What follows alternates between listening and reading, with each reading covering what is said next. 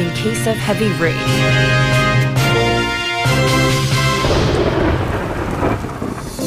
There's nothing like preparation when it comes to torrential downpour. Isn't that right? That's right. You must turn off your gas and electricity and quickly evacuate from areas vulnerable to flash flooding. What should we do if we are already outside? Evacuate to a safe place, away from construction sites, underground spaces, and areas prone to frequent flooding. If you're driving, do not stop the car. Instead, slowly drive through the flooded area without stopping. What should we do once the rain stops? When going into buildings that have been submerged, do not touch electrical facilities and make sure to ventilate, as there is a risk of gas leakage.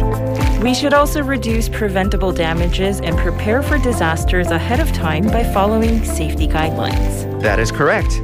You can receive real-time safety information through the Disaster Safety Information mobile app, 안전지대로. Thank you for all the great information. Remember, your safety is everyone's safety. This campaign is brought to you by BEFM 부산영어방송.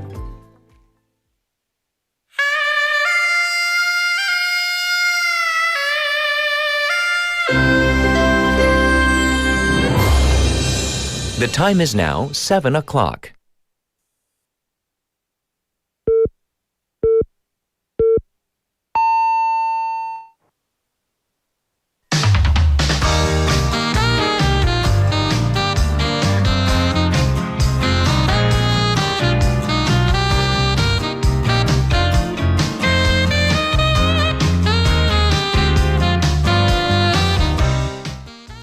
Korea right now is having kind of this cultural moment. Recently, there's been a reawakening of sorts, especially with the popularity of K-pop demon hunters.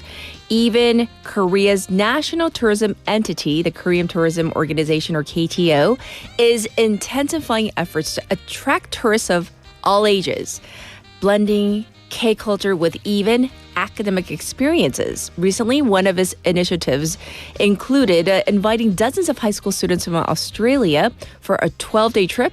That included dance lessons to the soundtrack of K-pop Demon Hunters, while also visiting iconic filming sites, offering a very unique K-culture experience. The KTO is even combining STEM curricula. You know what STEM stands for, like science, tech, engineering, and math, with K-culture as well. And if you look at the numbers, even last year, there were over 7,000 students from just Australia and New Zealand who participated in such educational tourism activities. Is this a new wave? Can we add educational tourism to the mix as well? I'm Catherine. This is Morning Wave in Busan on Wednesday, the 15th of October on BEFM, 부산영어방송.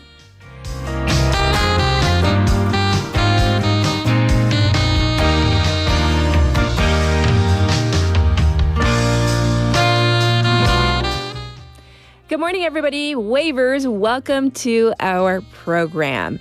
You know, I do want to read a message from the get-go. We have Hyunju Sung who says, it's kind of shocking to me that Kedaehan is such a big success because at first I didn't like it at all, but now I love them. I think that's kind of the feeling that a lot of, people have, especially adults. People are like, why the craze? And then they see it. They're like, oh, I can see why. So yes, that is just one facet of K-culture. Well, if we talk about our city, Busan is quickly becoming a global travel destination. And if you look at one of, the travel advice sites, the Kamcheon Cultural Village is consistently among the top. We all know what this is, right? Although some of you may not have visited the Kamcheon Cultural Village. This village is full of these really small, colorful houses on this hill. And aesthetically kind of, historical lesson maybe into the state of refugee life during the Korean War and thereafter. And naturally, this popular tourist destination brings in many visitors, nearly 3 million visitors per day. Think about that. That is huge. But that's also almost 144 times the size of the village is a population, the people who actually live there and work there. And overpopulation has become a major issue. Sahagu District, therefore, has been working on a way to resolve this issue, including restricting tour times, restricting cars from entering, and even charging admission. The district has conducted research, and it is leaning toward setting tour hours of between 9 a.m. and 6 p.m. This is already an approach used by the Bukchon Hanok village in Seoul. But unlike in Seoul, which has fines for people who violate any of the restrictions, the Kamton village will only use this as an advisory measure. This is based on the decision that it's hard to tell residents and tourists apart, and they don't want to connect this negative association with the visitors. Also, the district is going to ban large vans and tour buses to the 1.4 kilometer, that long stretch of the village. However, the district has deemed that charging admission might not be a practical solution. With a rise in K-culture's clout and also Busan's popularity, we're definitely going to see more visitors. And while we want to be hospitable hosts, we also want to make sure that these visitors, they don't infringe upon the residents who are going about their day-to-day lives. So that is the main story today. And by the way, did I say 3 million per day? It's 3 million per year. So I wanted to give you an update on that. If I misspoke, I apologize. All right, to Kamton Culture Village. Let's get to our text topic. What is the scariest thing you have seen in your home? Oh, in your home. 제일 무서운 거, or something you can't stand seeing in your home. Can I give you some examples? Have you seen a ghost? Some people swear they've seen a ghost in their home. Or maybe it's something real, like a cockroach or some sort of, bug with lots of legs. Or maybe it's something you cannot stand. Clothes on the floor. Shoes indoors. Things like that.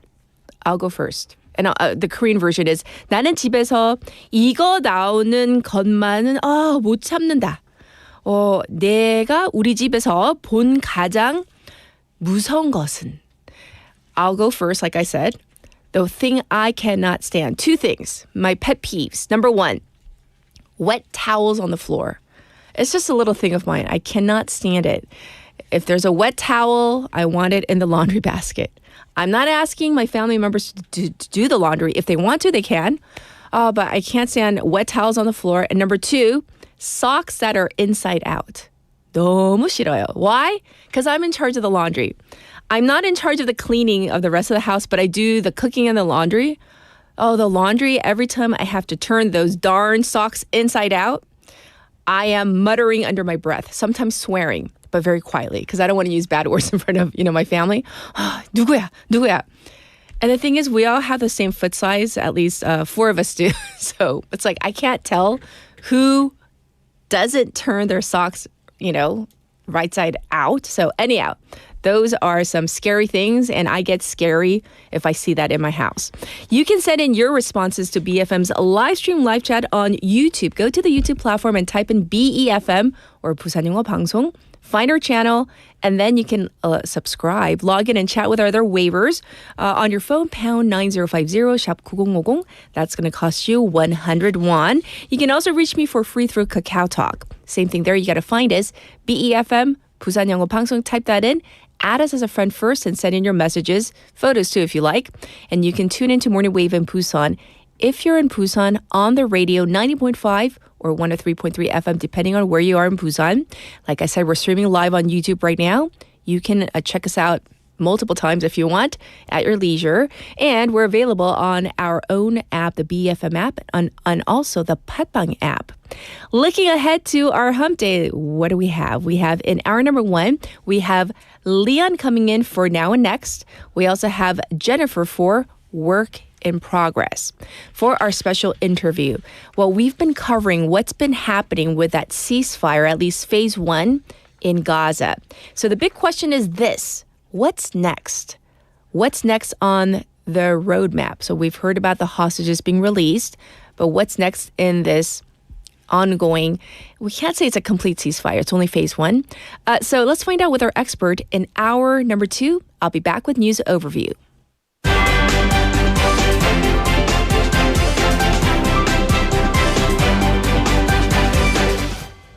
It's now 7:08, and this is News Overview. Court rejects arrest warrant for ex-Justice Minister Park Sung-jae.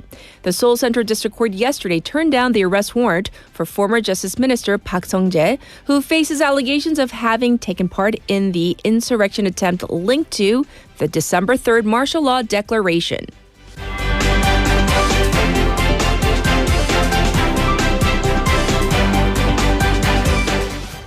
Government to dispatch team to Cambodia for joint investigation. The presidential office announced that it will dispatch an interagency government response team to Cambodia today to seek joint investigation on the torture and killing of a Korean university student.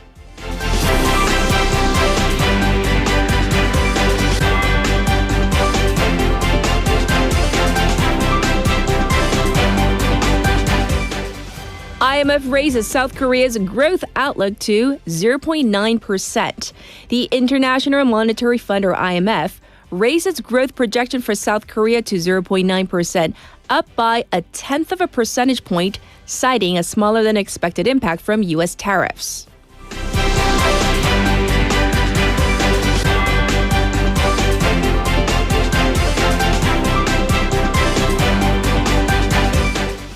China sanctions 5 U.S. affiliates of Hanwha Ocean. China announced that it is imposing sanctions against 5 U.S.-based affiliates of Hanwha Ocean for allegedly cooperating with a U.S. investigation targeting China.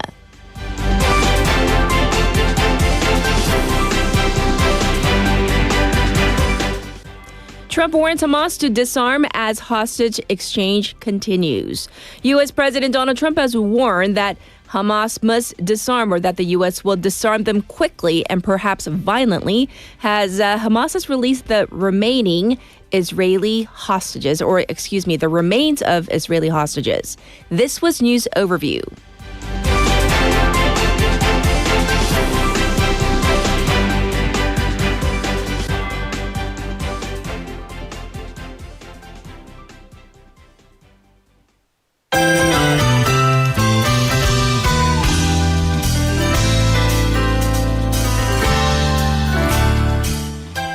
It's time for Now in Busan. We have Sejin in the studio. Good morning. Good morning. Yes, I hope you're doing well. I am very well. Yes. What is the scariest thing that you have seen in your home, or maybe you really don't want to see in your home?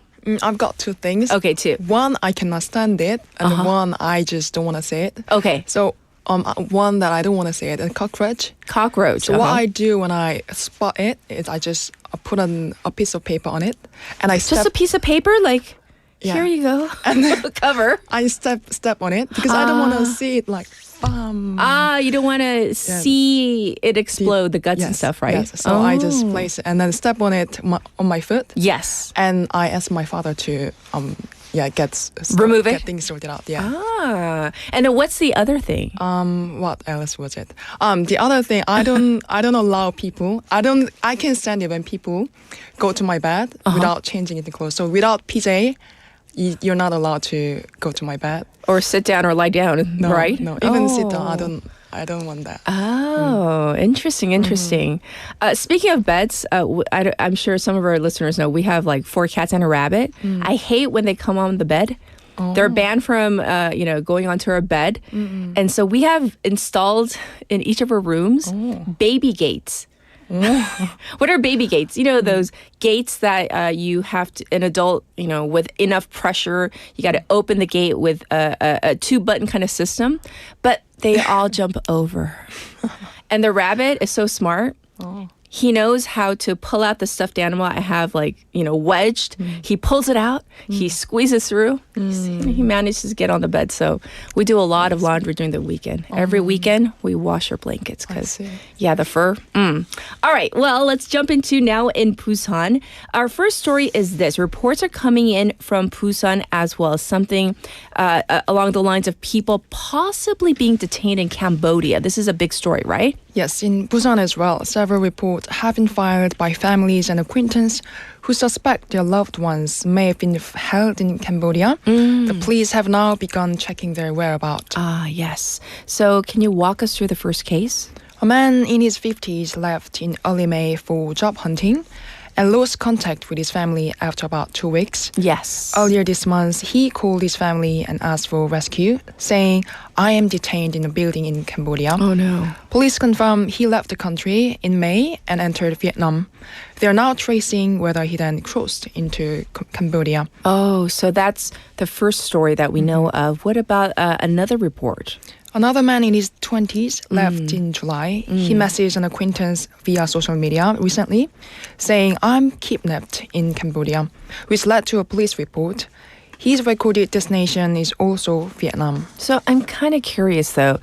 We have the paperwork saying that they might have left for Vietnam, but in the messages that you just explained and read that they are in Cambodia. So what's the context? The area of Ba Viet in Cambodia, bordering Vietnam, is known for having these compounds that are heavily populated by Chinese-led criminal groups.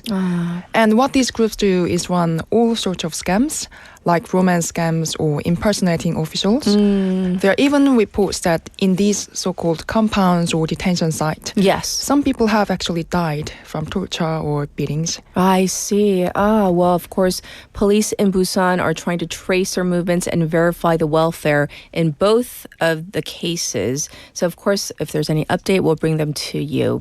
So let's move on to our next story. Something new is blooming along the Busan coastline. Yes, Busan City is setting up this 달맞이 park over in Haeundae. They're putting about 23.3 billion won into it, and they just had a groundbreaking ceremony yesterday. Yes. So, big name, clear timeline, but what's actually going on? Give us further details. For this project, they've brought in a notable landscape architect, Jung Young-sun, who's kind of a pioneer in the field. The plan is to get this park all done by 2028. They want it to be a signature spot that blends these naturalistic gardens with cultural spaces. What else? They are including things like a big open yard for cultural events, a garden village that shows off Busan's gardening culture, a meditation area, and a sort of mixed-use cultural space from some building remodels. Yes. The city is aiming to make it a world-class attraction where coastal scenery and park space all come together. Yes. So it does sound really peaceful. How did this long talked about project finally move forward? Yes, Mayor Park Hyung-jun's been pushing for this since 2022 to secure the project site and full-scale compensation. Okay. Mayor Park said 달맞이 Park will be created as a naturalistic park where ecology, landscape, and culture coexist. Yes. So that sounds pretty amazing, though, of course. The views, if you've ever been near that 달맞이 area and the quiet path. So thank you for explaining this one. Next up, let's talk about this big pledge, squeezed generation. That's a term that we maybe need an explanation on. I hear that this squeeze generation will get support. So what is this about? Yes, Busan City is going to put a big focus on helping out so-called squeeze generation, which is basically people aged 35 to 54.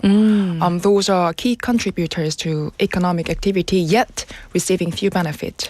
So is there a legal definition behind this? It is an ordinary enacted in October 2023, defines the group as those aged 35 to 54. They make up 28% of Busan's population. Yes. 910,000 and are a huge part of the workforce.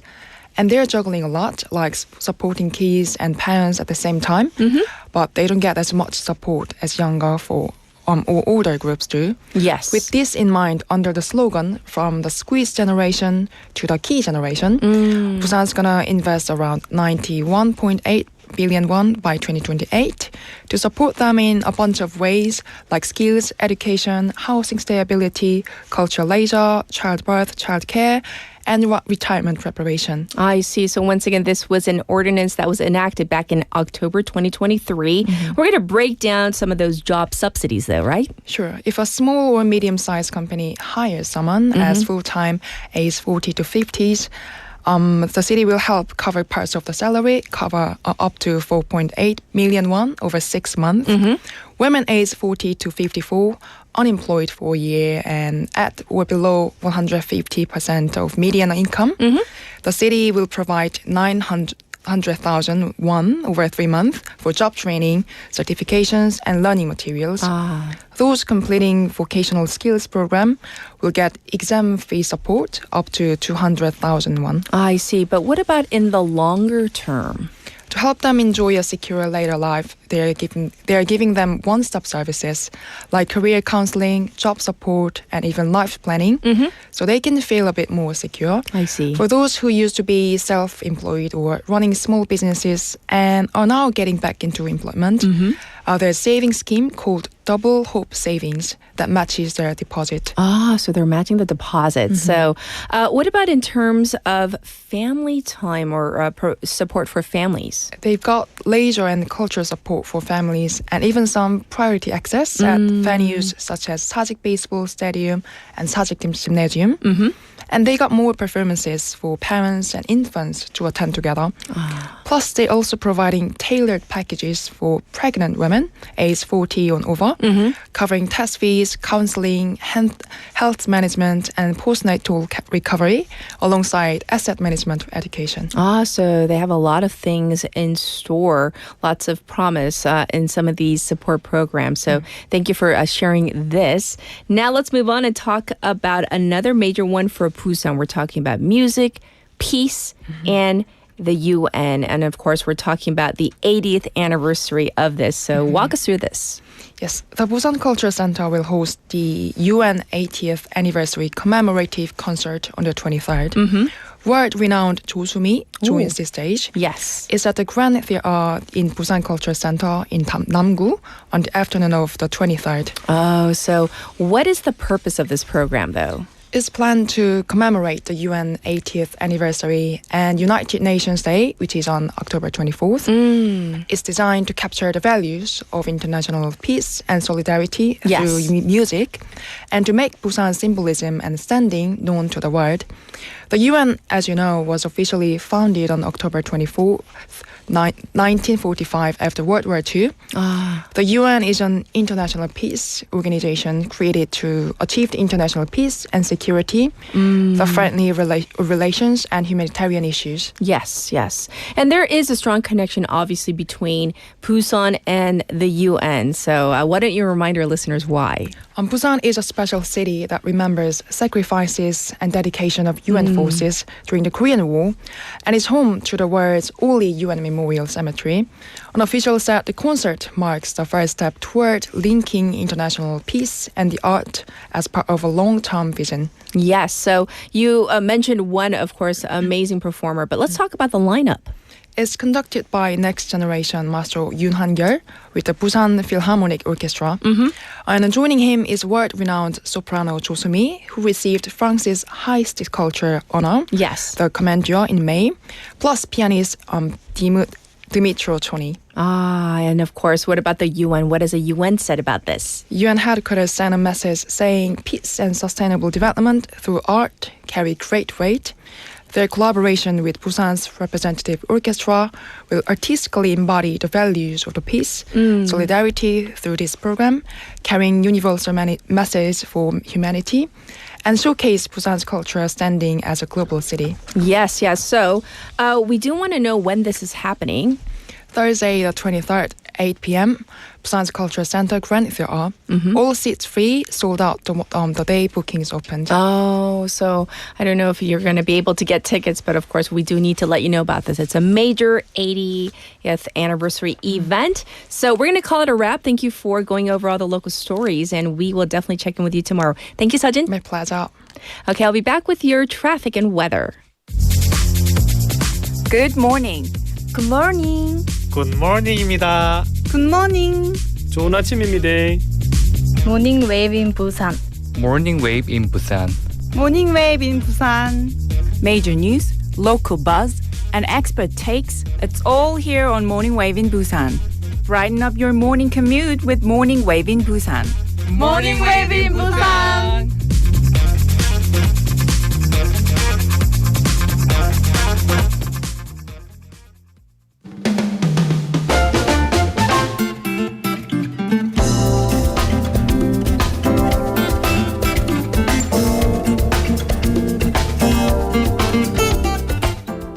It's time for your traffic report. It's now 7:23 on this Wednesday morning. First up, we have an accident to report on the WED Pansonglo from Gocheon Station to Pansong 2호 intersection, right past Busan Bank. It's congested on Dongso overpass from Bumnukgo ramp to the old Kaegum toll gate. It's backed up on the top portion of Gwangan Bridge right now. There's also traffic reported on Gwanmun-dero from Pangnam Tunnel to Baekyang Tunnel. It's also looking slow on Luno Samsung-dero from Myeongji Underpass to Shino Bridge. Currently, it's 19 degrees Celsius under clear, or maybe in some areas it might be a little bit cloudy right now. However, by the afternoon, it's going to be cloudy overall with a chance of rain starting in the evening. Looking at the weather across the nation, rainy and cloudy across most parts, starting in the Jeonnam region in the morning and expanding nationwide by the afternoon. This was your traffic and weather.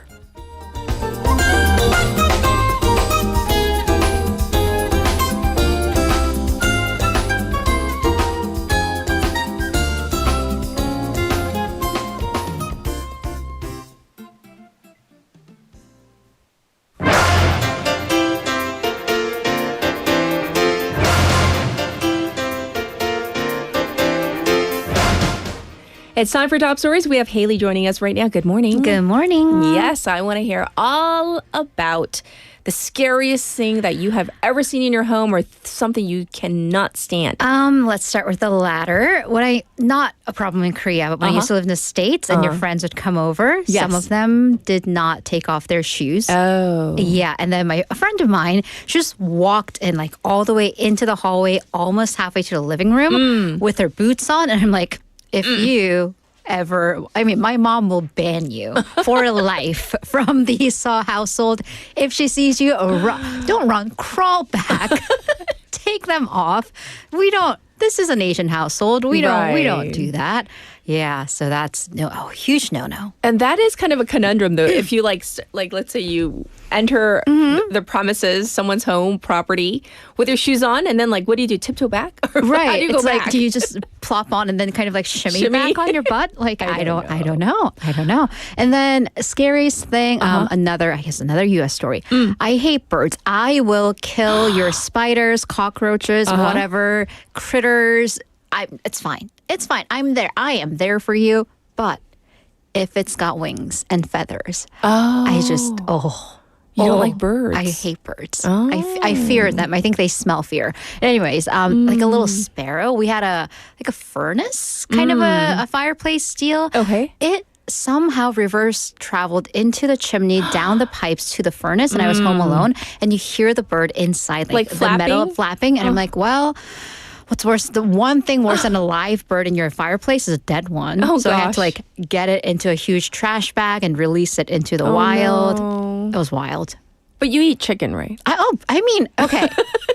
Just checking. Yeah. How far does your fear of birds go? You're okay with poultry? I'm fine with, not while they're alive. Chicken Obviously.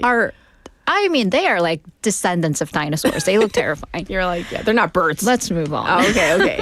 We're going to get into our first story. We want the latest on the Cambodia story, or stories at this point. We now have more concrete numbers on the state of South Koreans in Cambodia, right? Right, more concrete, but is this for certain? We'll have to see. We're looking at two different facets. So there are South Koreans who are detained officially by the Cambodian authorities. They're facing charges or have been charged. And then there are South Koreans held captive as victims of criminal activity, including job scams. Of course, this is all interrelated, but still. So for those who are held by the authorities, the police said that there are 63 such South Korean nationals in detention right now, and the South Korean police plan on extraditing them, so bringing them back to South Korea to press charges here within a month. Yes. But then in terms of the illegal detentions, according to the Foreign Ministry, there are about 80 South Koreans whose whereabouts are unknown. Right. It's actually received 330 such reports of those who have gone missing or reported to be in illegal detention in the first 8 months of this year. Yes. Of those, 260 cases have been solved, whether they have reached contact with them, rescued, or returned home. The police said they have received 143 reports with 52 cases open. So between the police and the foreign ministry, the numbers are a little bit different. So the authorities are cross-checking them. Yes, yes. And as I mentioned a little while ago, the government is dispatching a team today. Right. So President Lee Jae-myung, during a cabinet meeting yesterday, called on the government to allocate all available resources to address and respond to this problem accurately and promptly. And he stated that the number one priority is, of course, protecting the victims and extraditing South Korean nationals who are implicated in these cases. In terms of the police investigation involving the college student who was tortured and killed in Cambodia, the police, at least domestically, of course, a team is going to go to Cambodia to conduct joint investigations there. But there's also a domestic facet to it. And the police here are following the money because it started as an economic crime. Yes. The police found that tens of millions of won was withdrawn from the victim's bank account by a criminal gang here in South Korea. So they're in the process of tracking that down. And while, because it's an ongoing investigation, they're not disclosing the specific methods of how those who are implicated, at least, they went through multiple withdrawals, whether through ATMs and bank transfers to kind of launder that money. Yes, yes. So as this is going on, fears have been spreading online about traveling, not just to Cambodia, but generally in Southeast Asia. Right. So fear is growing, and on online communities, there are rumors. Some rumors. Once again, some people saying, "I heard they kidnap you from Thailand or Vietnam and sell you to Cambodia." Even be careful of those complimentary welcome drinks at hotels. So we definitely want to be cautious, right? But we also don't want to spread rumors, false information, or put stigma and kind of put that entire rather large region into one lump. So here are the facts. The foreign ministry currently has put Phnom Penh, the Cambodian capital, under a special travel advisory. Yes. The rest of Cambodia, as it stands, is under a level 2 travel advisory, which is refrain from travel. The foreign ministry is set to be looking into raising that alert. So you probably right now do want to stay away from Cambodia. Okay. However, looking at its neighbors, Thailand, Vietnam, no changes have been made to the travel advisory. The Korean embassy in Cambodia has recently said that rumors like there being multiple Korean passports found in trash cans. Yes. The photo really went viral online. Even some outlets reported on them. They have not been confirmed. Okay. So we really don't know the truth behind it. So it cautioned people against spreading such misinformation. Right. But they did advise travelers, against going out at night. Your basic kind of behavioral activities when you're overseas, not in a familiar place. Don't go out at night. Be careful with your personal information.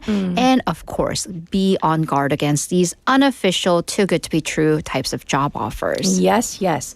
Excuse me. So we're going to leave those stories regarding Cambodia, Asia there for now. We're going to go back to the National Assembly, some domestic news for day 2 of the parliamentary inspection of the government. Right. So the parliamentary inspection day 2, 국정감사, clashes again over the National Data Center fire and witnesses. So, of course, this data center fire was the top issue at multiple committees. First, let's go to the Science and Broadcasting and Communications Parliamentary Committee. Okay. Here, lawmakers linked, and this was major news during our Chuseok break because the first couple, they appeared on JTBC's cooking show. The timing kind of coincided, well, it was after the data center fire. They had to postpone that by a day. The fire also took center stage at the Interior and Safety Committee, where there was a political debate over which party or presidential administration is responsible for the fire, or at least the underlying lapses that may have caused the fire, or at least the lack of that double cloud saving system. Yes. Naturally, unfortunately, but this is the way these things go. Shouting matches. There were fights. From when Democratic Party lawmaker Kim Woo-young disclosed a text message that happened to have People Power Party lawmaker Park Jong-won's phone number, so in front of cameras, which resulted in Park calling Kim a pathetic so-and-so, a word I cannot say on air.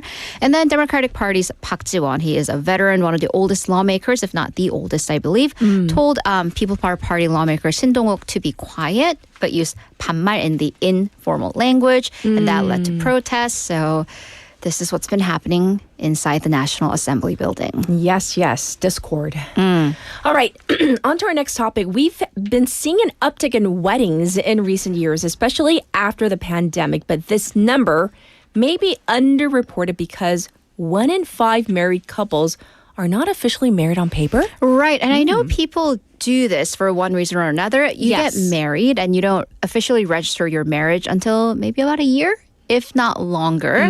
So in the last 10 years, 19% of married couples delayed officially registering their marriages for over a year. Okay. This is according to Statistics Korea, released by Democratic lawmaker Jung Il-young's office. This is up by over 8 points compared to 10 years ago. So more and more people are doing it.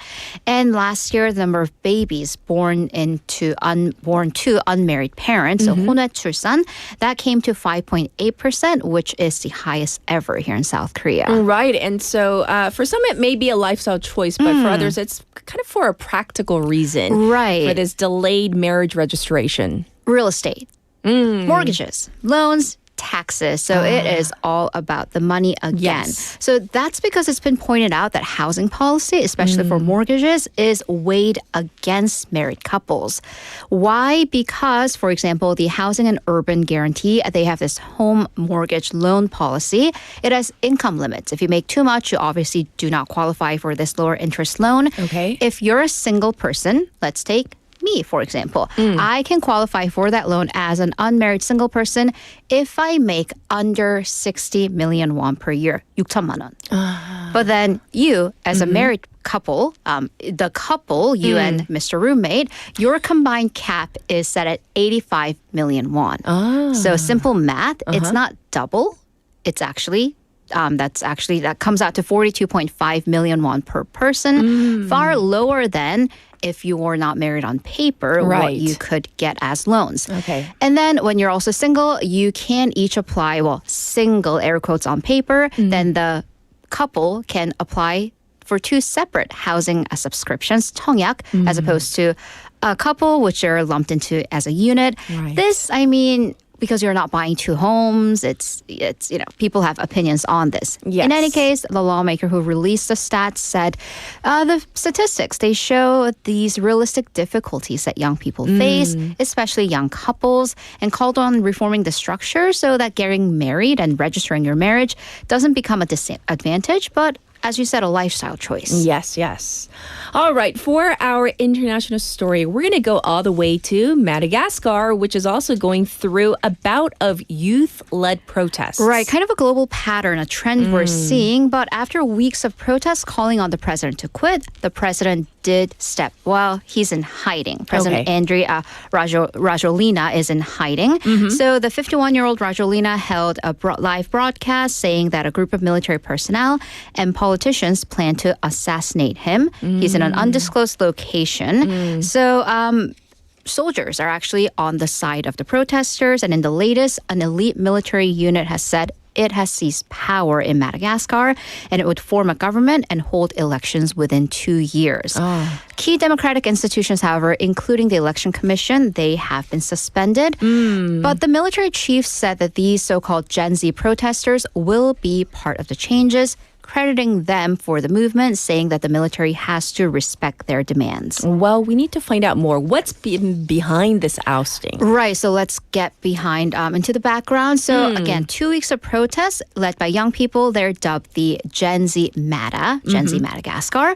So protests began with repeated cuts to water and power, so basic infrastructure, and then expanded to overall dissatisfaction with the government and corruption, lack of jobs, cost of living, the usual economic livelihood issues. Because here's the thing about Madagascar. This is, of course, a large island off to the eastern coast of Africa. It has abundant natural resources, but it is one of the poorest countries in the world, with 75% of people living below the line of poverty. That's according to the World Bank. About only over a third of the people have access to electricity, according to the IMF. So that is a rather shocking figure. Right. And then the protests got very violent, at least 22 killed. And eyewitnesses described security officers opening fire onto the protesters. So that's been the backdrop to it. And then taking it to the larger picture, just almost exactly a month ago, we had that toppling of the Nepalese government with Gen Z protests in Nepal. So again, this is definitely a trend we're seeing around the world. Yes, yes. Well, thanks for reporting on all the top stories. And of course, we'll join you or you'll join us in hour number 2. Thank you, Haley. See you in a bit. We're ready for our first song of the morning. So this is 별 떨어진다 by 도경수. I do 밝은 빛은 별뿐인 고요한 오늘 밤 잔잔한 풀벌레 소리 멋진 노랫말 내 어깨 위로 살짝 기대진 너의 엉긴 맘을 괜히 들뜨게 해 설렘 끝에 번지는 기대감 소원 빌래 별 떨어진다 잠깐이라도 놓쳤지 마 금방 더 떨어지겠지 밤이 끝날 때까지 원하는 게 딱 하나인데 난 내 소원 듣게 되면 I do 웃으며 대답해줘 I do 둘이 아닌 우린 어떤 모습일까 꼭 하나인 것 같이 서로를 잘 알아 수없이 많은 기억들이 똑같을 너와 나 상상만 했는데 다 이루어진 것 같아 넌 아무거나 맞고 빌어도 돼 내가 전부 듣고 이뤄줄게 저 별을 갖고 싶단 말하면 닫아줄게 맘으로만 혼자 빌어도 돼 말해줄 때까지 기다릴게 네 마음이 눈에 보였음 해 하늘의 저 별들처럼 소원 빌래 별 떨어진다 네 옆을 잠깐이라도 놓쳤지 마 금방 더 떨어지겠지 밤이 끝날 때까지 원하는 게 딱 하나인데 난 내 소원 듣게 되면 I do 웃으며 대답해줘 I do 너만 좋다면 좋아 그게 뭐라도 네가 간다면 따라가 어떨 간때도 오랜 시간 흘러가도 함께 있으면 좋겠어 너는 난 네 옆에서 소원 빌래 별 떨어진다 다시 내게 온다 잠깐이라도 놓쳤지 마 널 보느라 놓쳤지 이제 뭐 상관없겠지 이미 눈치챘으니 원하는 건 너 하나뿐이야 너뿐이 영원히 함께 해줘 I do 웃으며 대답해줘 I do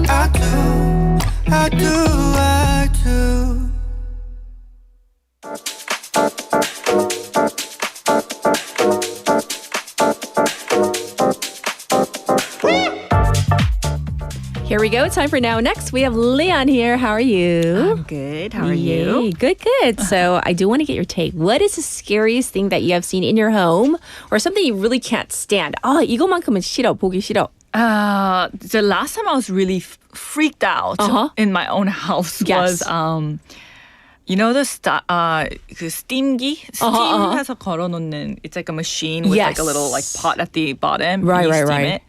And I had put like my husband's white shirt on and that day I wanted to clean my whole house. I put it in a corner where I'm not used to putting it.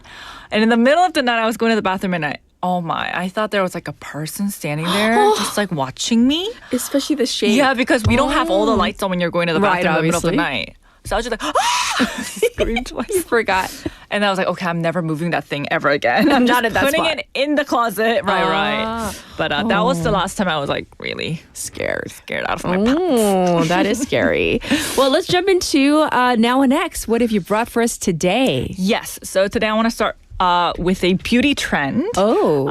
Beauty trends move fast, but few have grown as steadily as the rise of now the K hair care. That's so hard to say. K beauty, but K hair care beauty products. Right. So for years, Korean beauty meant skincare, obviously. The serums, the glass-like skin. But now the spotlight seems to be shifting a little upward towards our hair and our scalp. And it's kind of becoming the next big thing, not just in Korea, but worldwide. Sure. So I want to ask you, have you noticed this rising popularity of hair-related products or services? I have. I think it's also because a couple years back, I was losing a lot of hair due to some stress-related issues. Yes. And so, I really started, researching it. Maybe it kept on coming on my feed. And also, I was just interested in the topic. So that could be why. Right.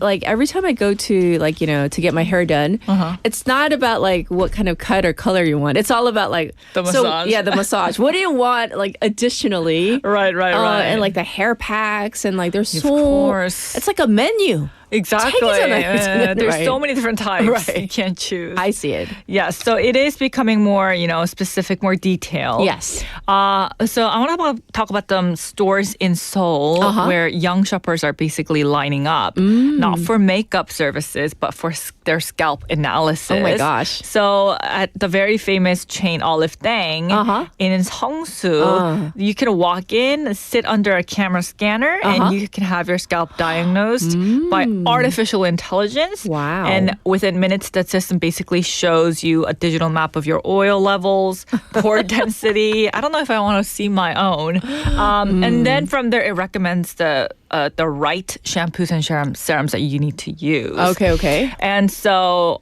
this kind of service has become so popular that Olive Dang says people have been queuing up even before opening time, which is basically what's called an open run. Right. And the retailers are planning to expand this AI-based hair care zone to a lot of their stores. So we might be seeing them here in Busan as well. Wow. So what are people striving for in terms of hair? They want it to be silky. What do they want? They want fuller hair, more hair, Yes. what? So you know how the social media has been obsessed in terms of our skin, Yes. getting that glass skin look. Right. Now the benchmark is the glass hair. 그러니까 유리 같은 머릿결. So it's basically sleek, reflective, it has to reflect the light. It has to be perfectly healthy looking, Now I feel so self-conscious now. I feel like the light is not being reflected on my hair right now. 라이팅을 좀 그냥 바꾸든가. 푸석푸석하게 꺼지는 것 같아. Yes. So it's a style that fits Gen Z's preference for this, we talk about the clean girl look before, Yes, right? yes. The clean, well-groomed appearance without heavy styling. Why do I want to dye my hair black all of a sudden? I feel like this is not a clean girl look. Anyway, Olive Dang reports that personal care sales, including hair and body products, have grown by over 20% Yes. in just the past 3 years. And obviously, who loves Olive Dang the most? Our locals or our foreign tourists. So the foreign tourists are, play a big part in part of this boom. Yes. Many visit these stores specifically to buy Korean scalp care kits. Wow. And to try out the diagnostic service. So, a lot of these stores are really catering to this new demand for hair care products and also service. Yes, so that's quite a shift though from the whole glass skin and skin care to the whole scalp care. Because I remember when I went to the Olive Dang shop and they, to get my analysis done. And that was interesting. Oh, you've done it. For the face, for the skin. But now it's all about the scalp. It's the scalp. Yeah, and this is not just happening domestically. Yes. Data from the trade platform Hangyong iSell shows that Korea's hair care exports have risen for 3 consecutive quarters and it reached an all-time high of about $77 million in the last quarter, which is almost a 40% increase compared to the same period last year. So it's booming. And the United States is currently the biggest importer of our Korean products. Really? And the second one is actually Hong Kong. And in the US, the popular items include, the very famous Miseng Dang. Dang. Yeah, it's been around for forever, right? Right. But it's so interesting that it's getting popular now. Now? Yeah. So late to the game. It's like climbing on that, trend. And, experts say this boom is driven by by a major global trend, which is dubbed skinification. Oh. It's the idea that hair and scalp as well should be treated like facial skin. So the scalp is like an extension of our facial skin. And then there's the second concept, clean beauty, which emphasize, safe plant-based formulas. Yes. So a lot of these products are also very, skin-friendly and eco-friendly and vegan and things like that. So Exactly. So I do get it. So I'm thinking about, I'm sure like hair loss products. Like I was going through a stressful time, so I was losing a lot of hair. And the stylist was like, "Don't wash your hair every day." Oh, even in the summer? And I was just like, I don't know if I can do that. That's hard. 그러니까 이틀에 Maybe in the winter, but 근데 이틀에 한 번 머리를 감았는데 I was just like, I can't do that. And Oh, she's like, really? of course, wash your body. Oh, but like, right. like overwashing your hair dries it out so much. Oh, she's like, I it's so see. bad for your hair. I was just like, in theory, I understand. But you know what I'm saying? Right. I just feel icky. Oh, really? Yeah, like not washing.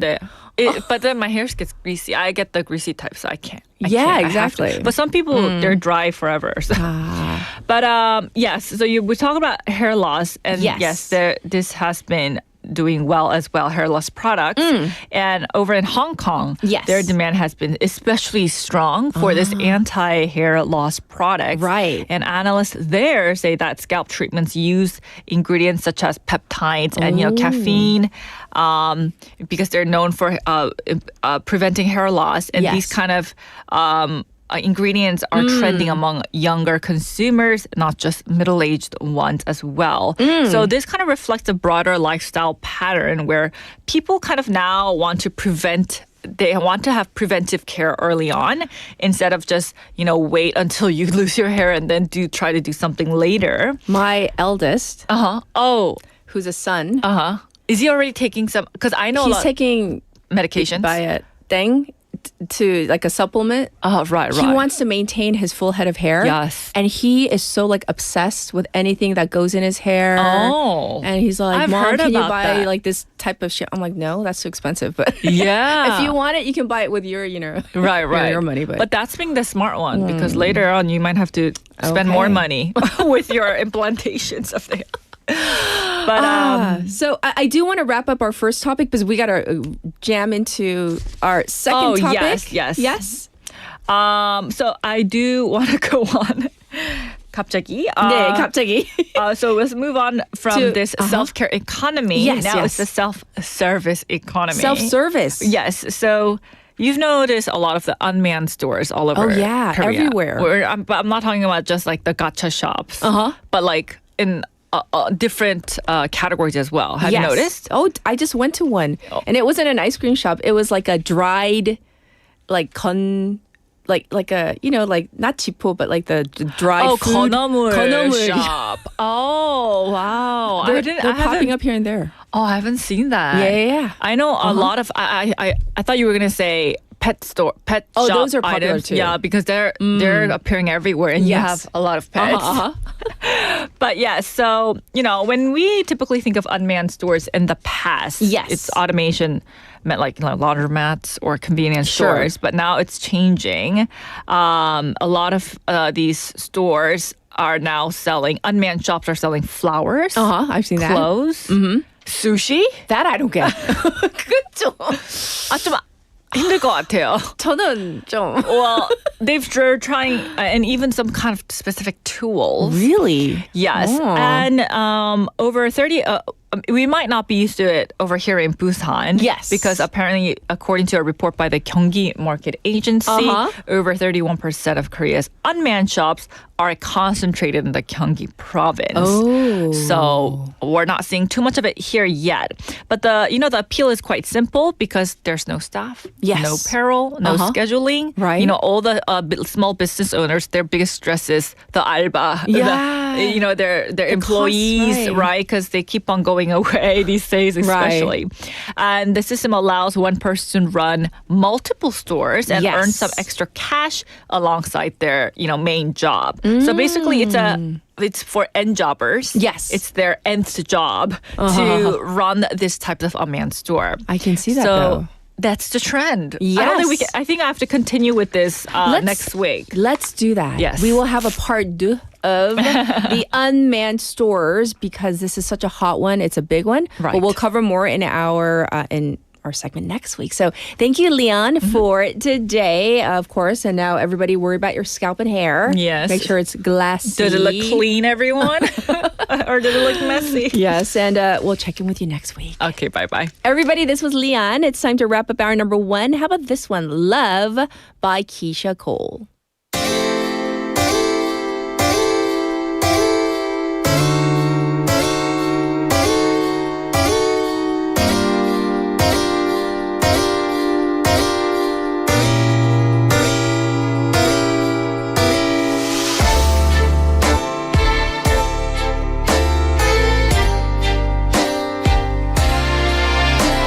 I used to think that I wasn't fine enough, and I used to think that I wasn't wild enough. But I won't waste my time trying to figure out why you playing games. What's this all about? And I can't believe you're hurting me. I met your girl, what a difference. What you see in her, you ain't seen in me. But I guess it was all just make believe. Oh, love, never knew what I was missing, but I knew once we start kissing, I found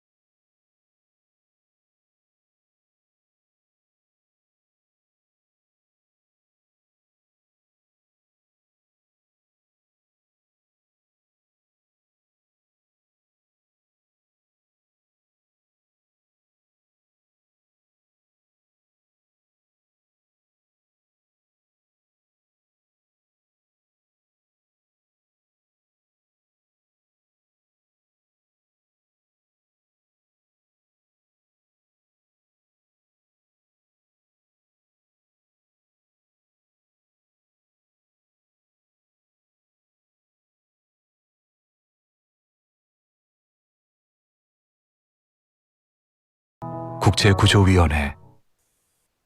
기업체 사장님들 아직도 직영으로 식당 운영하고 계십니까? 위탁급식과 도시락 전문기업 더 좋은 푸드에 맡겨보십시오. 운영비 절감 효과 확실합니다. 식대는 협의 후 맞춰드립니다. 지역 부산 경남 051-784-0877 051-784-0877. 혹시 지금 운전 중이신가요? 어린이 교통사고 피해자 수는 지난 3년 평균 약 9만 명. 특히 어린이 보호구역 안전 기준이 강화된 이후에도 어린이 보호구역 내 사고는 지속적으로 발생하고 있습니다. 스쿨존에서는 반드시 시속 30km 이하 서행, 스쿨존 내 불법 주정차 금지, 차량 출발 전 앞뒤 좌우 살피는 습관으로 어린이가 안전한 도시를 만듭니다. 참, 운전 중 휴대전화 사용은 모두에게 위험합니다. 우리 모두를 위한 교통안전, 나부터 실천하면 모두가 안전해집니다. 어린이가 안전하게 뛰어놀 수 있는 부산. 아이 키우기 좋은 도시는 우리 모두의 미래이자 희망입니다. 이 캠페인은 어린이가 안전한 부산을 만드는 은행, B&K 부산은행과 함께합니다.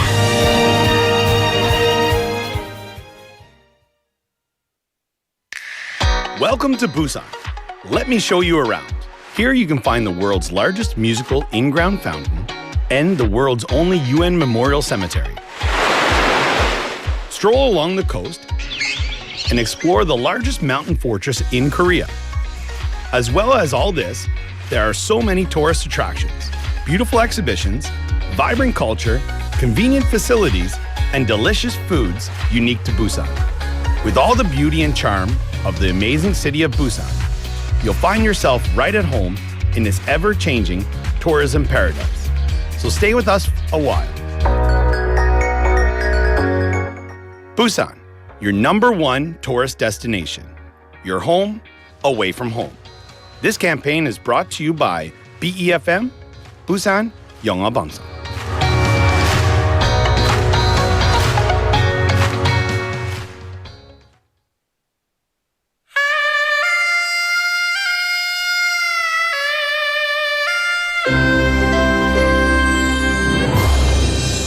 The time is now 8 o'clock.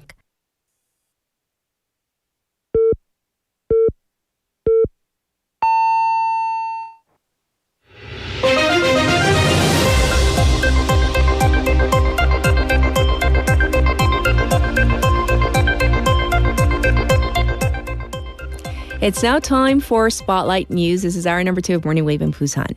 Court rejects arrest warrant for ex-Justice Minister Park Sung-jae.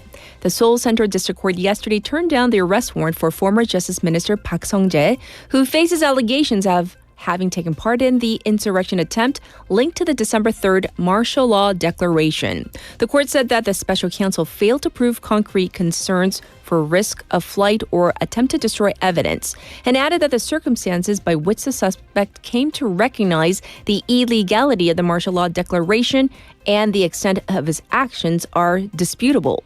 The court previously turned down the Jo Eun-suk special counsel's request to arrest former Prime Minister Han Duck-soo.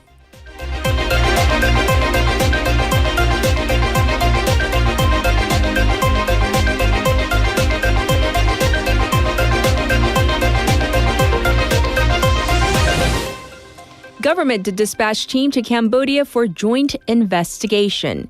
The presidential office announced that it will dispatch an interagency government response team to Cambodia today to seek joint investigation on the torture and killing of a Korean university student.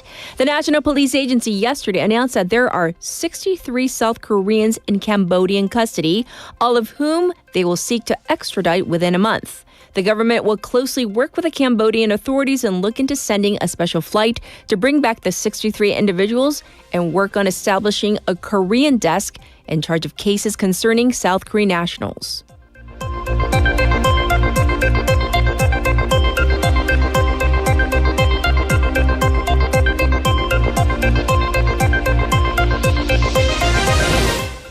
IMF raises South Korea's growth outlook by 0.9%.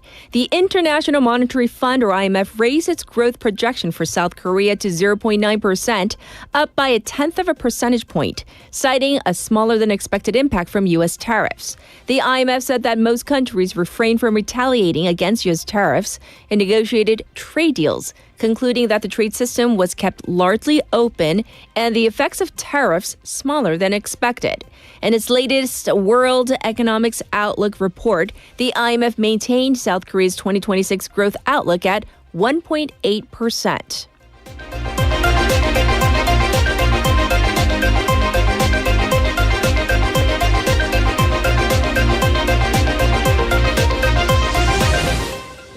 China sanctions 5 U.S. affiliates of Hanwha Ocean. China announced that it is imposing sanctions against 5 U.S.-based affiliates of Hanwha Ocean for allegedly cooperating with a U.S. investigation targeting China. The measures include banning Chinese individuals and organizations from engaging in transactions or cooperations with the U.S. units of Hanwha, according to a statement from China's Commerce Ministry. Industry insiders analyze that this is a warning to Seoul as it has been moving to make investments in American shipbuilding, with Hanwha becoming one of the biggest potential beneficiaries.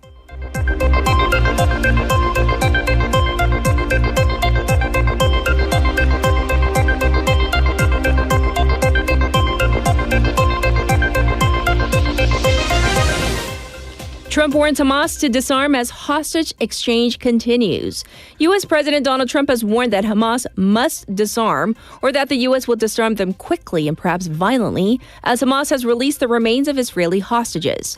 Hamas handed over 4 more bodies of Israeli hostages on Tuesday evening local time, as Israel threatened to cut down on aid to Gaza over delays in the release of the remains. In the meantime, the Palestinian Civil Defense said that 7 Gazans have been killed by Israeli fire in 2 separate incidents. The Israeli military responded that it fired at people who crossed the line into where its troops had withdrawn as part of the ceasefire deal. And this was Spotlight News.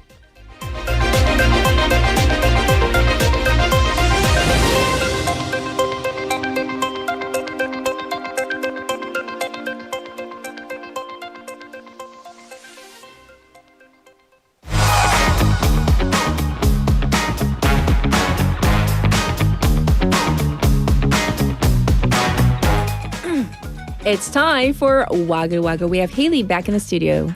Good morning again. Yes. As Haley was mentioning off air, there's a lot of you guys. Oh, 우리 our ajes. Can I just read a couple? First of all, Souvenir님, who says 가장 무서운 것은 화가 난 와이프라고 하네요. And then 태진님, 저도 대학교 버스 타고 다닐 때 자주 보던 예쁜 경땡. Should you have censored his name? No. Okay. His wife doesn't. 와이프님 안 들으세요. 네, 알아요 이미. TMI. I know so much about his life. Okay. 예쁜 무슨 대학교 여학생 있었는데. That she censors. 용기 내서 말 걸었을 때 차였어요. 근데 20여 년 흘러서 우리 집 앞 아파트에 살고 있네요. I have a couple questions. 근데 1번은요. 그 20년이 흘렀는데 똑같이 생겼나 봐요. 근데 차였는데 그분을 알아보시는 게 대단하세요. Well, I think that maybe they lived in the same neighborhood. So, I mean, English. He asked out a girl on the bus. Very pretty. No. She said no. She turned him down. She lives in his neighborhood 20 years later. No, but I know for a fact he moved to Sajik, the fact that I know where he lives because he shares so much. Not too long ago, he lived far, far away. And then he came I mean, Busan, this would, yeah. So anyways. He's happily married. Oh, with 2 beautiful kids. His kids are adorable. Yes. So anyhow, let's jump into our first story. KAIST is where some of the brightest scientific minds are being trained here in the country. But some of them use that gift apparently for problematic causes. Oh, isn't that just? So to trick AI into passing their papers. Interesting, right? So the Korea Advanced Institute of Science and Technology, abbreviated to KAIST, is one of the most, if not most, prestigious tech school, especially in the country. However, recently they've confirmed cases of hidden prompts aimed at tricking the system into passing these dissertations or papers through the peer review process. So here's what happens. So what happens in a peer review process now with AI is in the initial stages, the review committee will run your paper through either ChatGPT or other language model systems, assisted peer review systems. And then that will go over any points of potential plagiarism or other issues or whatever else is required by the administrator. So how did the writers basically trick AI? Right, so at that point is where that hidden prompt came in. So a hidden prompt is when you put in comments in your paper, something along the lines of, in this case, hey, give me only positive feedback, no negative feedback, or pass my paper. And then here's the thing, because, they have, the human peer reviewers have eyes, they hide this. How? Through microscopic fonts or white on white. So they will print that, only give me positive feedback, in white ink on white paper. So smart. But then the AI can still detect it because it's digital as opposed to the naked eye. Yes. So this was actually uncovered by a Japanese media outlet. So this gets into a whole another issue because that newspaper ran searches for these hidden prompts on some 1,000 international papers on an archive for papers that have yet to be published. So the report found that these hidden prompts were in at least 17 cases from 14 schools, including KAIST, across 8 nations. So it's happening in a lot of places. So KAIST, for its part, has formed a truth-finding committee and is apparently in the disciplinary action process of this entire deal. Yes. So smart, yet so not good. Yes. Well, we've been covering the job scams and illegal detentions in Cambodia, and despite everything that is going on, these job posts, they are still out there. Right. So that's another problem. And there are still multiple job offers out there for telemarketers in Cambodia. So this particular post was titled, "The Best High-Paying Jobs Looking for Telemarketers to Work in the Sihanoukville area in Cambodia." The post says that the pay is about 15 to 30 million won. By the way, that's per month. Oh, per month. If it sounds too good to be true, once again, it is too good to be true. Yes. And they claim, one of our employees, they made 45 million won just last month. It actually dives into this current controversy going on. Yes. At first saying that, hey, we don't lock you up. That's actually nonsense because our executives are of the mind that this should be a win-win relationship. So they're really kind of tricking people into it. The job site in particular had 20 similar posts on Monday alone. And this is when the news really started to break. Yes. And again, these are precisely the job offers that the victims responded to. Wow. And so these types of recruitment are happening on different channels, though. Right. So please be aware. So number one, that posting I mentioned was on an official job site. However, things like Telegram, there's like a secret chat with 7,800 people. There, somebody posted, "Hey, I'm looking for work." This person got a response, a private message saying, if you can make 3 bank accounts under your name, a mobile OTP, which is like a one-time password, and come to Cambodia, we'll pay you 5 million won per month. Okay. So that's called 대포통장. Bank accounts under borrowed names. Again, illegal. Yes. On Tangan, the secondhand platform. There was another post looking for someone to bring some papers to Cambodia, and hey, we'll offer you a round-trip ticket plus hotel and expenses. We don't know what's in that envelope. No. So the platform says that particular post went up in May. Since then, it's been taken down, and they're really right now taking a proactive step to ban all sorts of international recruitments on that particular platform. I see. However, the police said that they'll have the cyber crimes unit look through and delete these suspicious posts. Wow. So, yes, I know that most of our waivers probably know if it's too good to be true, but, spread the word. Yes. For our next story, I want input from our waivers out there who live in Seoul. I know we have a congregation of listeners who live in the capital city. So have you noticed an uptick in rats is the question I'm going to throw out there. I mean, speaking of things that you are terrified to find in your home. Oh my God, rats. I mean, one of our listeners said mice, which is, they're just small rats. Like 생쥐 귀여운 작은 거, and rat, like New York size rat. I don't like New York size rat mice is like should not go into like like the size of a small cat. When you're wrong, you're so wrong. Sorry. 쥐는 okay. 쥐입니다. 쥐는 쥐예요. 네. Rodents are rodents. But the number of public complaints lodged in Seoul regarding, okay, in Korean, it's just 쥐. I do recognize that mice and rats are different, but it's just 쥐, so mice and rats perhaps. Anyways, that figure has more than doubled in the last 3 years. So this is according to Seoul City data released by People Power Party lawmaker Kim Yu-sang. Back in 2021, there were 1,043 rat-related complaints. Last year, 2,181. And this year, from January to July, over 1,500. Highest figures in Gangnam, Mapo, Gwanak-gu districts, especially a higher concentration naturally by riverbanks, right? Streams, bodies of water. Makes sense, right?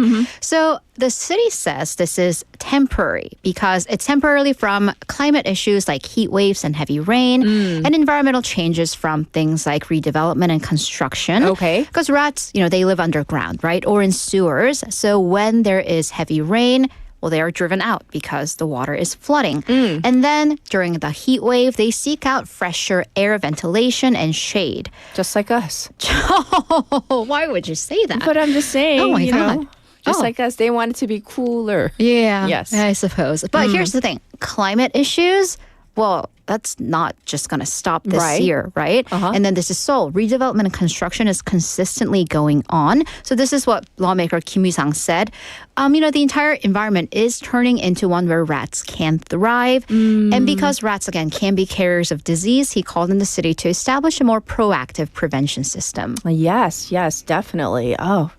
Okay, so if you were eating, I ask for your forgiveness. We're sorry. For our final story, someone did something rather shocking at one of the holiest sites in the world. Again, if you're eating, put it down. Don't. Yes. Stop. Because a man appeared to have urinated, which means peed, on the altar of confession at St. Peter's Basilica. In Korean, that's 성베드로 성당. That is the basilica, that big church at the Vatican, which, again, one of the holiest sites in front of hundreds of people. This happened last Friday local time during the 9 o'clock Holy Mass. So this man climbed up the altar steps, dropped his pants, and then urinated on the sacred site. The Vatican guards intervened immediately and took him away.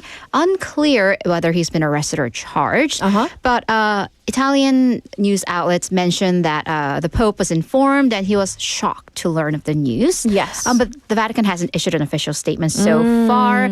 But as shocking and maybe for some in that faith, sacrilege as it may be. Yes. These instances do happen. Perhaps not urination, but then back in February of this year, a man climbed up on top of the altar and threw 6 of the candelabras onto the ground. Just plucked them out and threw them. Back then, the Vatican spokesperson said that this person had a serious mental health problem and he was passed on to the Italian authorities.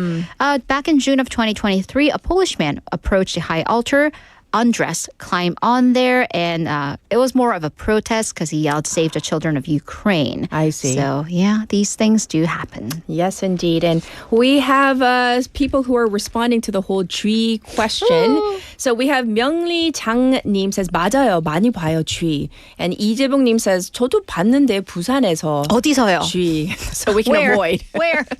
네, so definitely it seems like it's becoming a little bit more prevalent, unfortunately. Well, we're going to call it a wrap on all the Woggly news. And of course, we'll check in with you tomorrow. So thank you, Haley. I'm going to go bathe in hand sanitizer. Bye. Yes, bye. So this is your updated traffic and weather.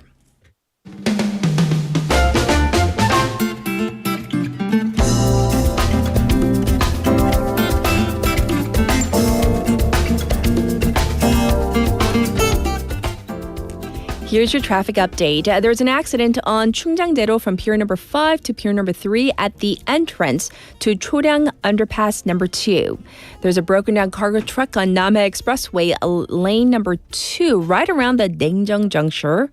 There's congestion on the Mandak intersection 2 from the Mandok intersection to Namhae Expressway, the Deokjeon ramp. And also, it's backed up on 중앙대로 from Yangjong intersection to Songgong 3-way intersection. Currently, it's 19 degrees under clear skies. However, by the afternoon, clouds will roll in here in Busan with a chance for rain starting in the evening. Across the country, rainy and cloudy throughout most parts, starting in the Jeonnam region. In the morning, expanding nationwide by the afternoon. And this was your traffic and weather.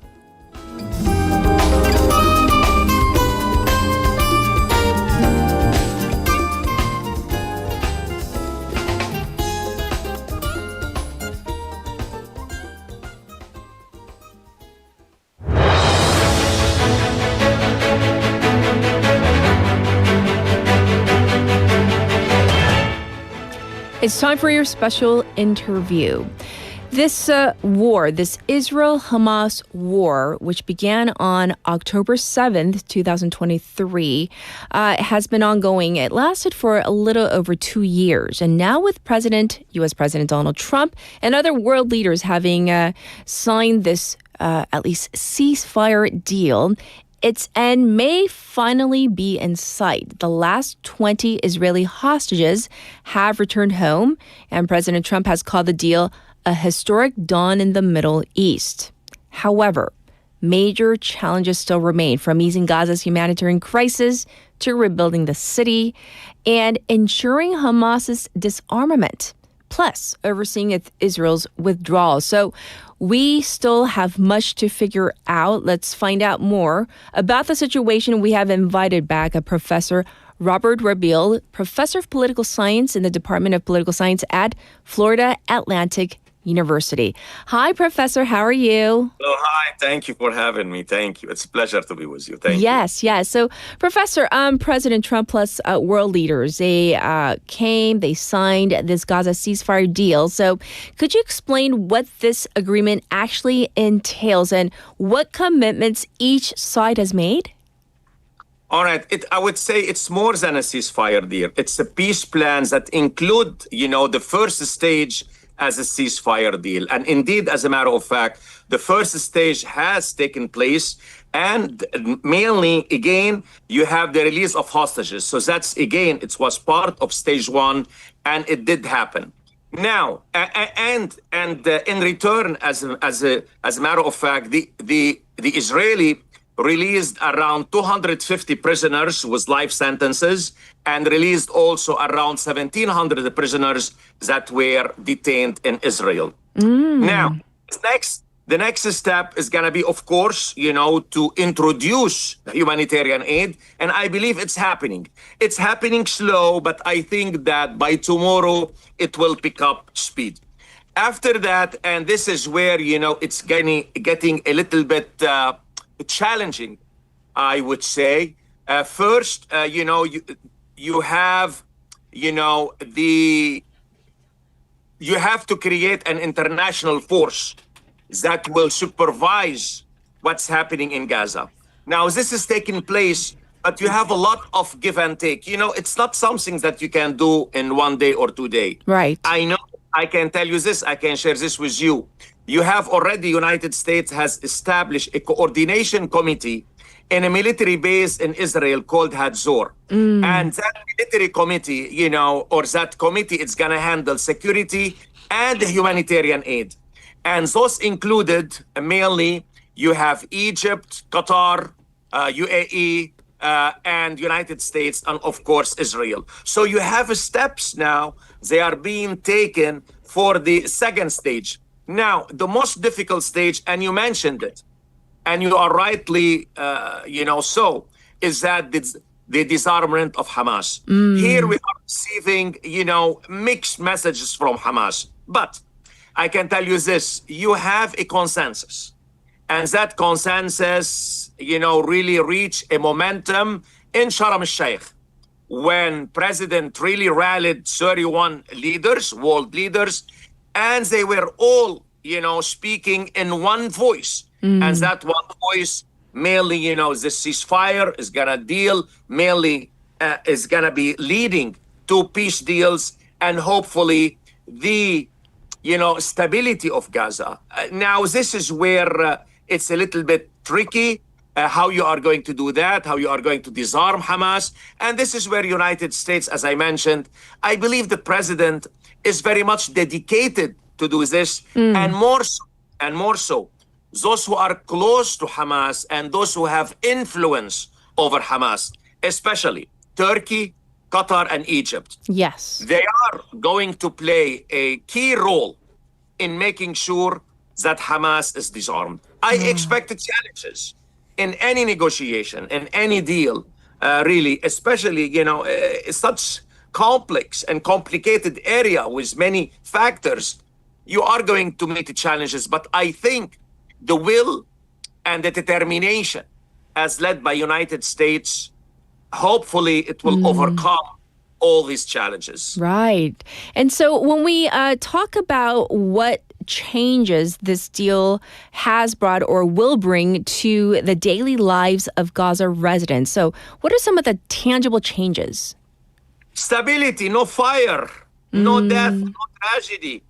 Mainly now, again, of course, in the second to third stage, the reconstruction of Gaza. Yes. They suffered enough. They lived in tragedy enough. Now, as a matter of fact, the minute the ceasefire was announced, we have 500,000 Gazan. They went to the north of Gaza.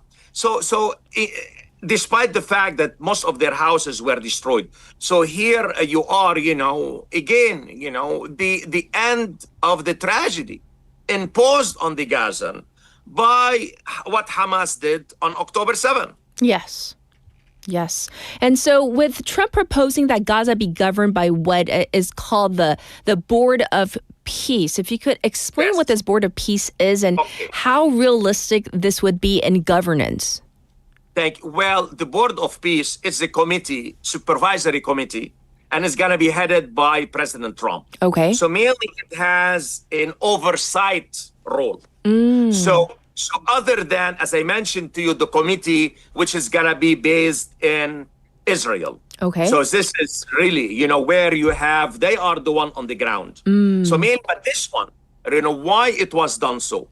Here's this one, it was done so to bring credibility to what's happening. Yes. That means United States is serious, the president is serious, and United States is serious in moving ahead with its peace plan. And the peace plan, and mainly the vision of President Trump, mainly it starts with Gaza, but of course it goes beyond Gaza. Yes.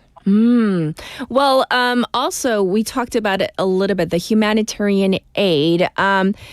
Hopefully, it's going to come in full force, but there are still concerns regarding safety and reliability of that humanitarian aid on the ground. So how would you assess this challenge? How are they going to have to go about this?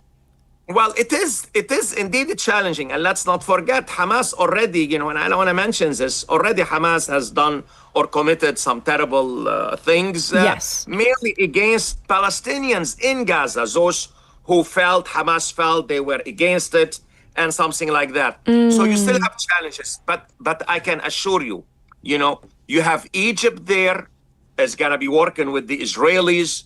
Already the Israeli told, the Red Cross and to go ahead and introduce, the humanitarian aid. So yes, you are going to have certain challenges, but I am pretty sure it's going to be resolved. It's going to be resolved. I see. Well, what about... And again, the plan already says, they're going to start with probably 200 to 400, but then it's going to go, up to 600 and sometimes 800 trucks a day. And you have many of them now. Many of them, they are standing by to go into Gaza. And Egypt also is going to open, you have some entrances in Israel, but also Egypt soon is going to open Rafah. And Rafah is one of the biggest, entrances to Gaza. Indeed, Professor. So we already talked a little bit about the dilemma of the disarmament of Hamas. Yes. That's one issue. But another issue is also Israel's withdrawal. So where are we on those fronts right now? Well, as a matter of fact, the first stage, Israel withdrew according to the map. The map, mainly the plan, has three areas of withdrawal, or three lines of withdrawal. Yes. Israel already withdrew for the first phase. You have a second phase and a third phase. And I think this will go in tandem, with mainly the international force moving into Gaza. So we are not going to see this happening today or tomorrow. It's going to take time. And of course, it's going to go in line or in tandem with mainly the disarmament of Hamas, because Israel really, it want to make sure that, and the United States, that Hamas really will disarm and those tunnels are destroyed. Yes. And so from your perspective, Professor, as we try to close out this conversation for today, what do you think are still going to be the biggest challenges that stand in the way of a long-term stability in Gaza? Hamas, and how Hamas is going to be disarmed and how Hamas must be expelled from Gaza. Yes. Because you are not going to have peace for the Palestinians or for the Israeli if Hamas is there. And Hamas really, its raison d'etre is about what they call resistance. And resistance for them mainly it's armed, and it's armed struggle or violence against the Israelis. And this is, I think, is the biggest obstacle. And I'm hoping that, and here this is where, as I mentioned to you early on, that Egypt, Turkey, and Qatar, and of course behind them Israel, United States, and other, but those three countries, they are going to put really much pressure on Hamas to indeed withdraw and disarm. Well, of course, we're going to continue to follow the next phases of the ceasefire deal, hoping for lasting peace. But thank you so much for coming on air with us once again and sharing your expertise. All right, take care. And all the best. Thank you very much. To you as well. Once again, this was Professor Robert Rabil, and we talked about the first phase of the ceasefire deal. Hopefully, the road ahead will lead to long-term stability in that region. And the professor really emphasizing or hitting home, in his opinion, that Hamas must be disarmed. So we'll see if that happens. We're going to take a song break. This is 매일 그대와 by IU.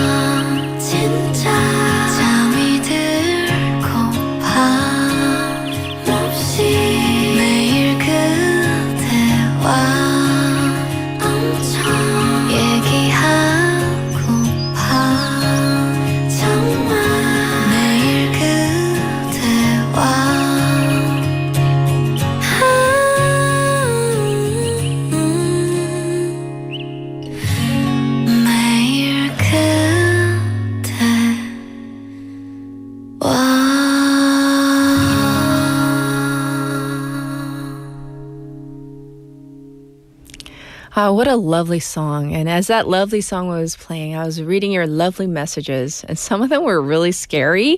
Our text topic today is, what is like the scariest thing you've seen at home, or what scares you the most, or something you really cannot stand? So, Tara Misuk, and I love your username, by the way. Tira Misuk Nim says, Tree mouse. And this was way before we started talking about the rats in the Seoul area. Betty says flying cockroach.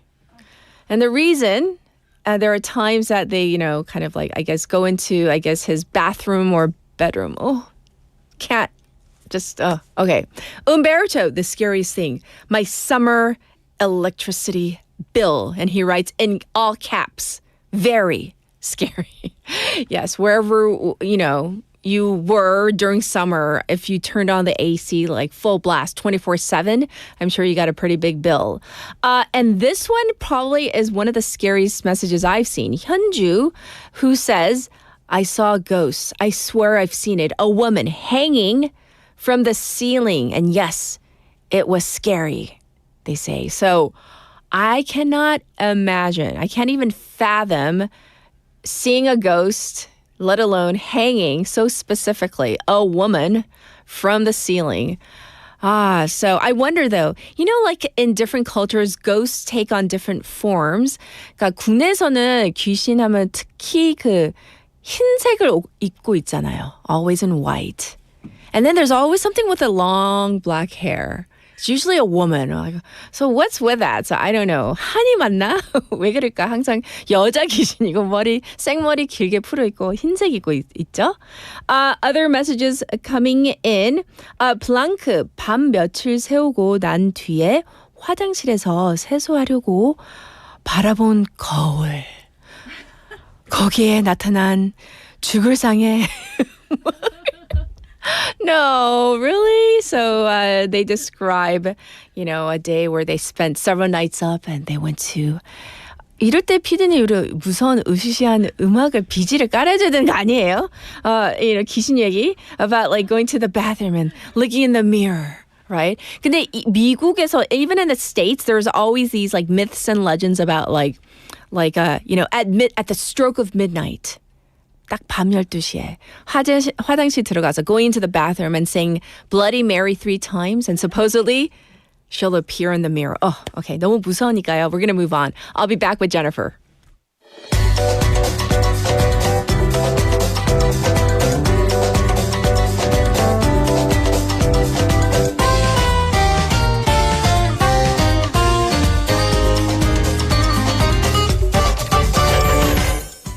It's time for Work in Progress. We have Jennifer here. Good morning. Good morning. Well, it's too early for all these ghost stories. I know. I didn't know it was going to be so that scary. But I want to hear from you. What's the scariest thing you've seen in your home, or something you really can't stand? What I can't stand. Anything that's rotten, spoiled. Rotten and spoiled. Really? Like old molded cheese or anything old like that. Milk. Yeah. So what do? You just toss it away? Oh. You're so smelly. Yes, that's true. The stink. Well, we're going to jump into Work in Progress. What do you have for us today? Okay, how about we explore a growing workplace trend called the Boomerang employees. These are like people who leave a company, sometimes for better pay, new opportunities, or even burnout, and later decide to return. Back. Okay. So this kind of idea of boomeranging back to their old workplace is that what we're talking about? Yeah, exactly. And what's interesting is how attitudes toward rejoining have shifted. Okay. In Korea, until recently, reapplying to your old company could be seen as embarrassing, something embarrassing, even disloyal. The assumption was that once you left, you were gone for good, forever. Yes. So it's kind of like, this idea of you broke up. Yeah. So there's no going back. But when you think about it, there are couples that break up and get back together again. That's right. Yes. Good point. Yes. But now companies are starting to welcome returnees. And they've already been trained. They know the culture, company culture, and they bring new skills. They picked up elsewhere. So from a business point of view, it's efficient. They don't need to spend time and money to train new employees, right? No, I get the employer side. Do we have any numbers on this? Well, in the U.S., surveys show nearly 1 in 5 new hires are actually returnees. And industry data shows Boomerang hiring as one of the fastest growing global trends in the past few years. Okay. Well, in Korea too, more HR teams are formalizing policies that allow formal employees to reapply after 1 or 2 years. So that is a pretty big change. Yeah, but not immediately. But after 1 or 2 years, yeah, there has they to gotta be wait. a slight gap, right? What's driving this? Well, several things.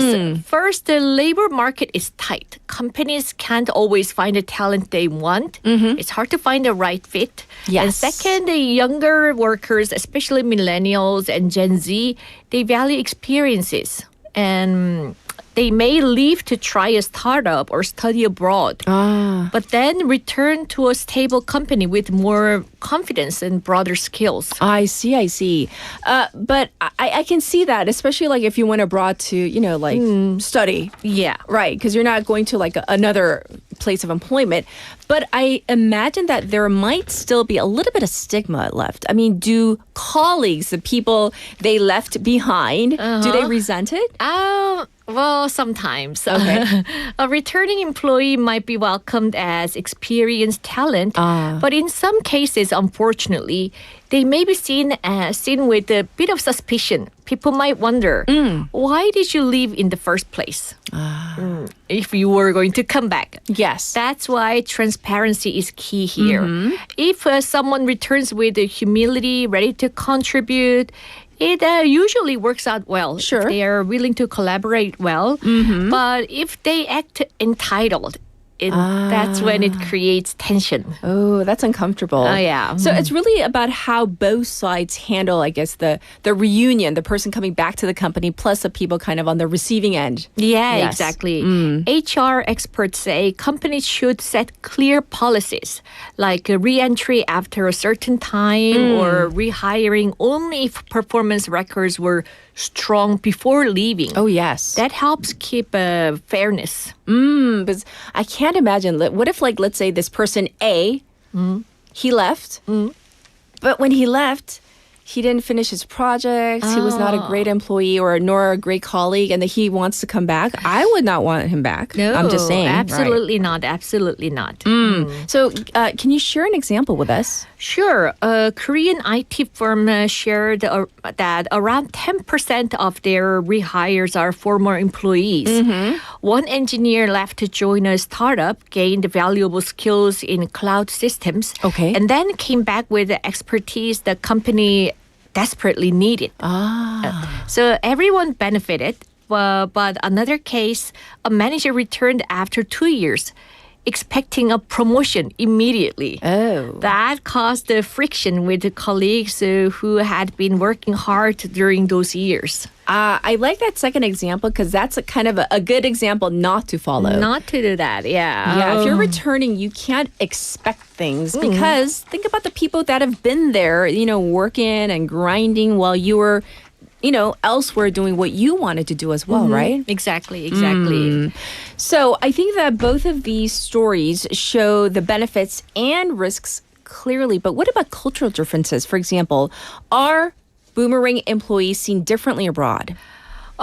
Yes, in the U.S., it's much more normalized. Okay. It's even a strategic pipeline. Big firms like Deloitte or Microsoft openly encourage alumni to return, sometimes calling them Boomerang talent programs. Okay. In Europe, it depends on the country. Some are very open, while others, like Germany, still emphasize stability and a long tenure. Oh, the long tenure. Yeah. That sounds very like, like Korean, right? Yeah, it's very traditional, yeah. So what about here in Korea then? It's shifting. It used to be very traditional, very conservative. Yes. But 10 years ago, a returnee might have been considered unreliable. Sure. Today, with the younger generations valuing career mobility, companies are much more open about it. Okay. It reflects the larger trend that the careers are no longer linear. They are cycles with exits and returns. Oh, I just got like an image of what you were saying. You know, like career being like linear, one line, one company versus like a cycle. Yeah, you can much return, more flexible. you know, if you exit. Okay, so that ties into generational differences we've talked about several times before. Oh, yeah, exactly. That's there's been a cultural shift. Once leaving a company meant burning bridges. Yes. Now it can mean gaining experience and coming back stronger with a new skill set. Yes. It's a clash of values, but also an opportunity to redefine loyalty. Okay. Not as staying forever, but as contributing meaningfully whenever you're there, whenever you're needed. Yes, because some people like they link loyalty with, you know, just the like how long you've been there. Yeah, staying there forever. Right. But it's like being loyal and working hard and doing as good of a job as you can while you're there, however long it may be, right? Yeah, do your best while you're there when you're needed. Yes, but just to play devil's advocate, doesn't this risk encouraging turnover? People might leave thinking, well, I can always come back. Oh, that's a good point. Okay. That's why HR policies matter. Clear guidelines, such as only rehiring after a minimum time away. Okay. Or requiring new skills gained. There should be requirement. Yes. It helps ensure it's not just I left and changed my mind. Here I am. Yes. It keeps the boomerang meaningfully, not casual. Right, because I was thinking about the colleagues that are still at, let's say, the company. Like, what if, let's say, this person A left and they didn't, it seems like they didn't, like, you know, gain any new skills. And then it kind of feels like buyer's remorse. Like, they thought they were going to, like, a better job. But then they realize that it's not. Couldn't find anything better. And then they can't come back. Right. That would build resentment, I think. Exactly.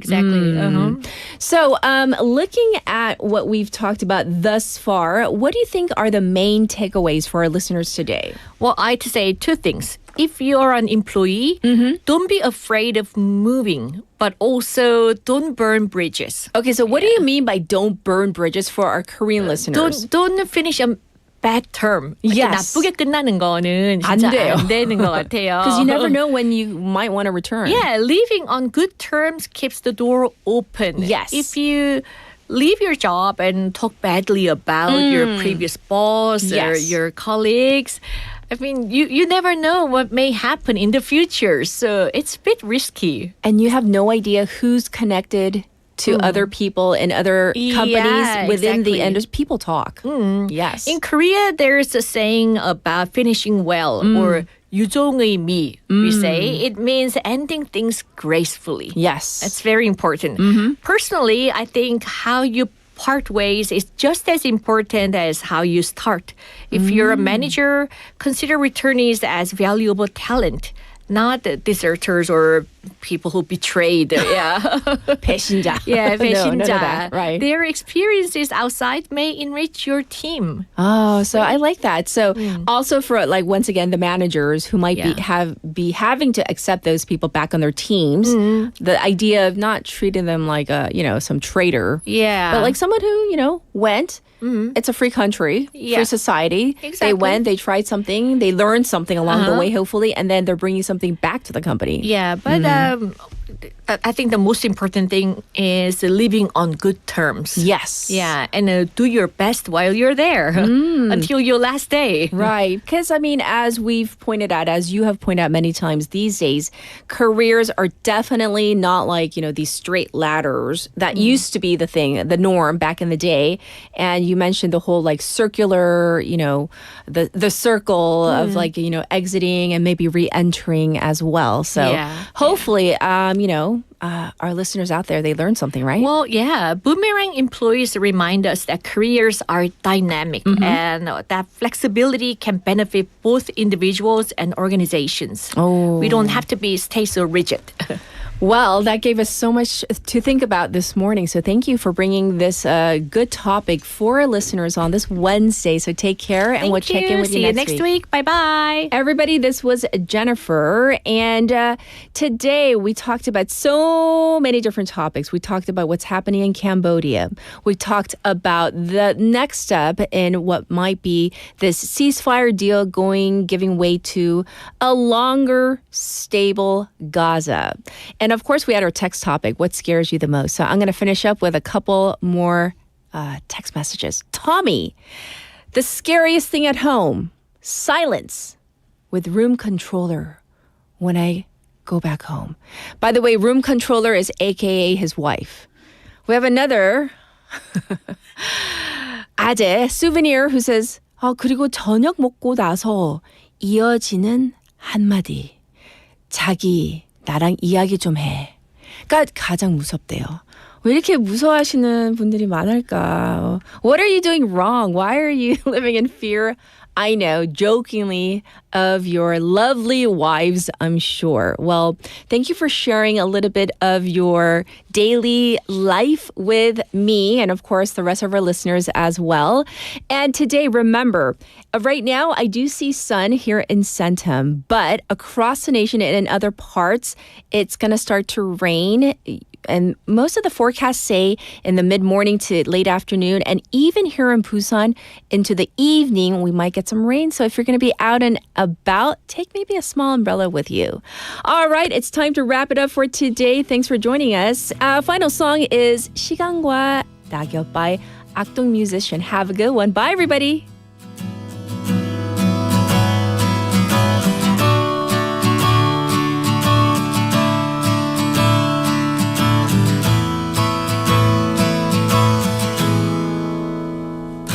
맨발로 기억을 거닐다 떨어지는 낙엽에 그간 잊지 못한 사람들을 보냈다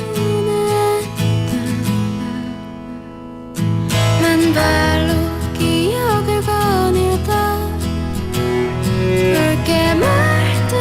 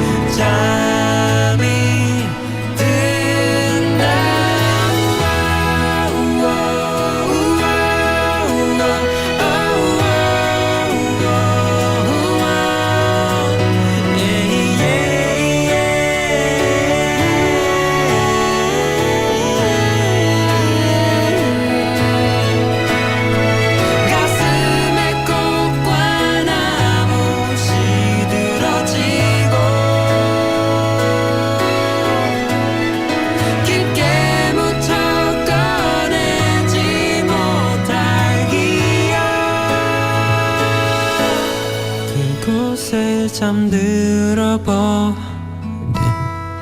그대로가 아름다운 것이